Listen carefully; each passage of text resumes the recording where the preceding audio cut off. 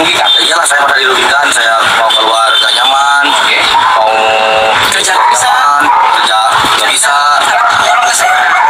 Ibu saya mohon siap ya Bu ya, tes DNA ya? Saya siap tes DNA. Kalau polisi punya saksi, punya bukti, kami juga punya saksi dan punya bukti. Nah, kita akan buktikan itu nanti di persidangan nanti. Orang tua kami Hendra Iskandar, semoga panjang umur, dimudahkan rezekinya, dan disahkan. Hebat betul backingan anak bupati ini ya, mantan bupati ya, Hendra Iskandar. Apa siapa itu yang bupati Cirebon? Nah, masih kurang gimana lagi nih Bapak Kapolri? Alat-alat bukti untuk menjerat PG ini lemah. Ketika bukti-bukti itu lemah, walaupun dia diduga bersalah, lebih baik dilepaskan. Tidak, saya tidak diutus gengnya Bapak. Bukan. Saya bukan anggota geng motor. Hey, di dalam filmnya juga si rajanya teh pakai motor Kawasaki Ninja, bukan pakai motor smash. Terus dari awal dia itu ada di Bandung, tidak lari ke Jakarta, tidak lari ke Jawa. Kalau memang ini rekayasa, menurut motifnya apa? Ada rasa takut. Sosok wanita yang kesurupan ini ada rasa takut, tekanan ya. Gini, ketika kita melakukan kesalahan kecil aja, misalnya kita ngambil uang, Mas Dini misalnya ambil, itu sampai rumah tuh akan kepikiran Mas. Guys, Peggy Setiawan DPO akhirnya mendatangi Polres Cianjur untuk membantah tuduhan yang dituduhkan kepadanya dan siap untuk melakukan tes DNA.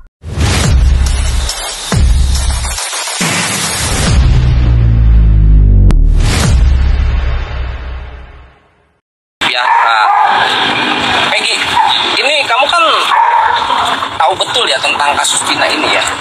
Nggak tahu. Terus dengan kejadian seperti ini kan kamu kan ada disangkut pautkan dengan para orang di luar sana, baik netizen maupun netizen ya, apapun itu ya guys ya. Nah, menurut kamu seperti apa? Ya, saya merasa dirugikan lah, Pak. Merasa dirugikan? Ya, iyalah, saya merasa dirugikan. Saya mau keluar gak nyaman. Oke. Mau kerja gak bisa, kerja gak bisa. Oke. Makanya dari itulah buat para netizen jangan tuduh saya terus sebagai pelaku utama pembunuhan lah ini Pak. Tolong cari bukti yang benar. Karena sekarang kalau netizen kurang puas dan sekarang pengen yakin bahwa saya bersalah, tolong tes DNA. Ibu saya mohon siap ya Bu ya tes DNA ya? Saya siap tes DNA. Oke. Kan saat ini ada kendala dengan biaya tes DNA nih Bu. Ya. Nah, jika ada yang membiayai, Ibu siap Bu? Siap tes ya? Siap ya guys ya. Nah, Ibu nih merasa anak Ibu tidak bersalah nih. Iya. Jadi respon Ibu nih harus bagaimana untuk anak Ibu ini Bu? Perasaan hati Ibu semuanya. Ya mana? Ya kasihan nih anak saya. Kasihannya gimana ya? Ya mana sedih, mana nggak bisa ngomong lagi. Apa Bu? Silakan aja Bu. Ini banyak ini Bu. Maksudnya enggak. Banyak suka ini suka apa?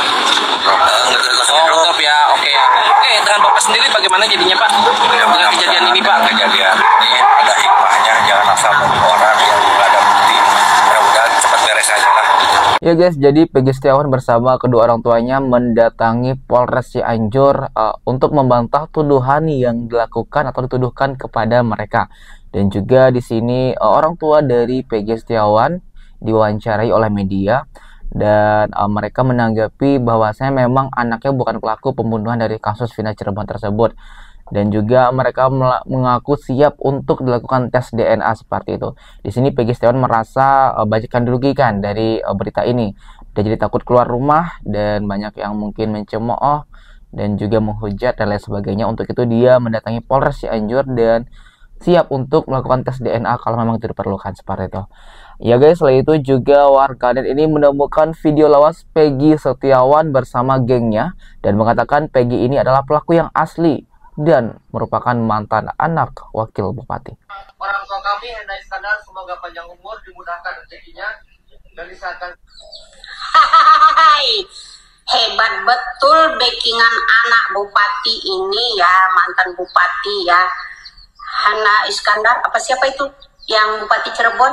Nah, masih kurang gimana lagi nih Bapak Kapolri? Di sini kan disebutkan nih ya Peggy Setiawan, dan ini yang herannya ya, mantan anak bupati itu tiba-tiba menghapus yang namanya kakak, nama anaknya dari 5 menjadi 4. ya kan? Nah, kira-kira kalau udah polisi se-Indonesia salah tangkap semua, gimana kalau suruh Hercules itu ya, kepala preman yang ada di Tanah Abang, coba kali aja ini pakai miliar baru bisa tertangkap. Iya enggak?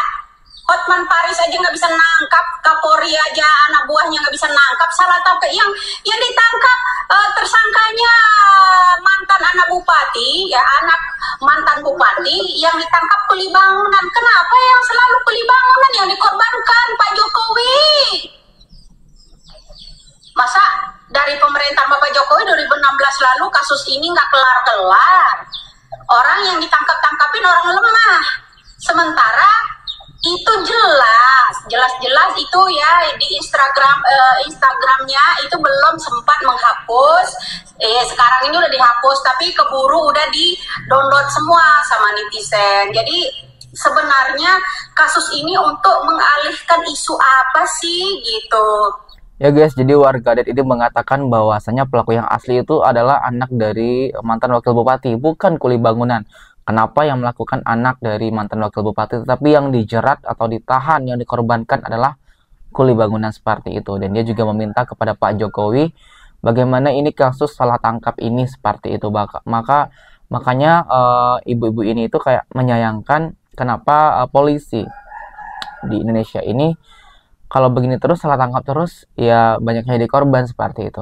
Selain itu, warganet ini juga melihat bahwasanya Peggy Setiawan yang asli adalah yang memakai motor Ninja, bukan motor Smash. Dan Peggy Kuli ini pas waktu kejadian sedang berada di Bandung, bukan di Cirebon.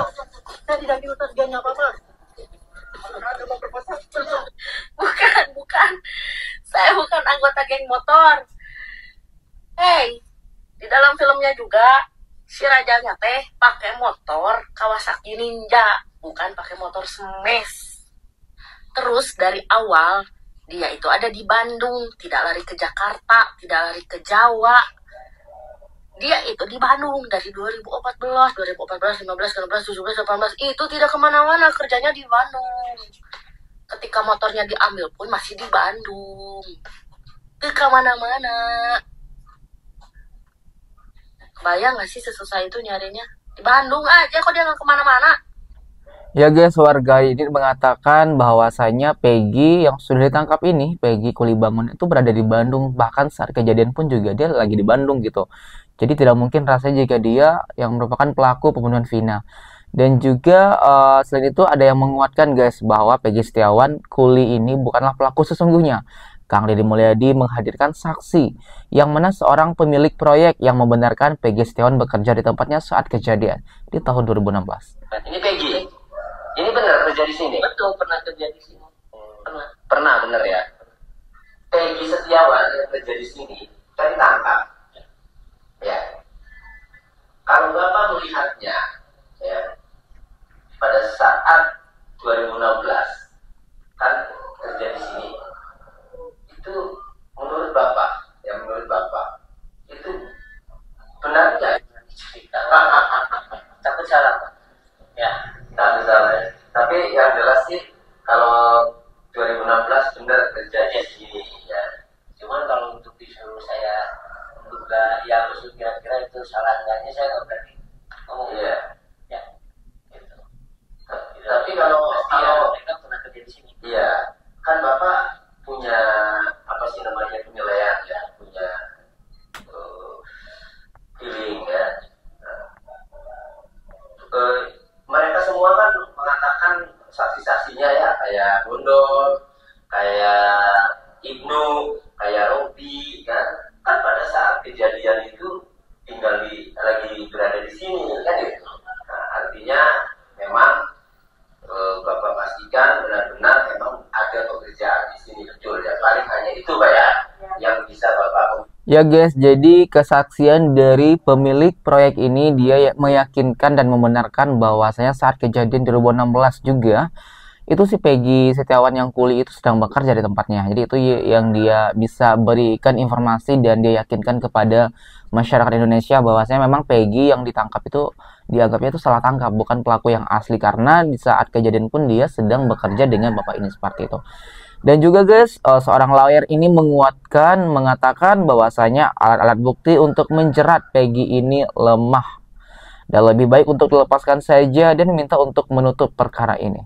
Alat-alat bukti untuk menjerat Peggy ini lemah. Ketika bukti ini lemah, walaupun dia diduga bersalah, lebih baik dilepaskan. Karena pembuktiannya setengah mati, lemah dia. Kejadian 8 tahun yang lalu, rekonstruksi juga baru dijalankan. Siapa yang ingat? Pelaku-pelakunya juga mungkin yang ikut juga pasti pada lupa itu kejadian. Jadi buktinya sangat lemah, jadi mending ditutup perkara ini. Bukti yang lemah itu apa? Ya, bukti lemah itu arti sebaliknya adalah alat buktinya nggak ada. Alat bukti nggak ada, karena kita tanya, apakah ada alat buktinya dalam perkara Peggy? Apakah ada pisau yang kemudian ada tangannya Peggy nempel di situ, atau ada batu yang tangannya Peggy nempel di situ, atau ada kayu buat mukul, apakah ada tangannya di situ nempel ke kepolisian, DNA atau sperma atau apa? Dan itu udah nggak bisa dibuktikan lagi. Ya guys, jadi pengacara ini mengatakan bahwasanya tutup saja kasus ini karena untuk buktinya itu tidak terlalu kuat. Dan juga apakah kalian setuju kasus ini ditutup begitu aja tanpa dan belum menemukan pelaku-pelaku yang masih berkeliaran di luar sana guys? Silahkan kalian berikan komentarnya di bawah ini sebanyak-banyaknya. Dan juga guys, selain itu pengacara Nicholas sudah mengantongi sosok Peggy yang sebenarnya. Kalau polisi punya saksi, punya bukti, kami juga punya saksi dan punya bukti. Nah, kita akan buktikan itu nanti di persidangan nanti, di dalam pra-peradilan nanti. Atau mungkin abang punya kisi-kisi mungkin bang, siapa Peggy pelaku yang sebenarnya bang? Saya kira itu belum bisa kita ungkapkan di sini ya, karena itu menjadi senjata kami di pengadilan nanti. Artinya sudah paling tidak sudah ada petunjuk, kita sudah punya petunjuk. Benar nggak sih bang bahwa Peggy yang dimaksud itu benar anak pejabat, maksudnya punya jabatan tinggi lah gitu? Karena kan seperti yang di film-film itu Peggy itu kan anak pejabat gitu. Kami tidak mau berspekulasi dalam perkara ini.